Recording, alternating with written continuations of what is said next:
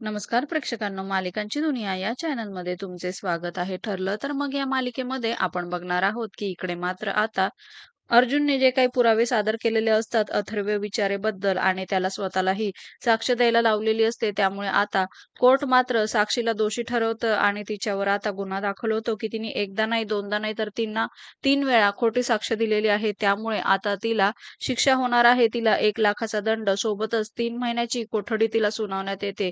आणि हे ऐकून मात्र सायली, अर्जुन सोबतच कुसुम, मधुभाऊ आणि चैतन्य ह्यांना प्रचंड आनंद होतो. परंतु आता इकडे महिपत आणि साक्षीच्या पायाखालची जमीनच सरकते.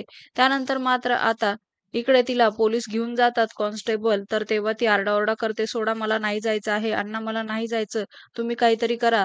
3 महिने काय, मी 3 दिवस सुद्धा कोठडीमध्ये राहू शकत नाही, तुम्ही काहीतरी करा, असं म्हणून ती जोरजोरात आरडाओरडा करू लागते. दुसरीकडे आता कोर्टाच्या बाहेर आल्यावर मात्र सायली अर्जुनला म्हणते, तुम्ही लवकर घरी चला, आपण नंतर हे सगळं बोलू.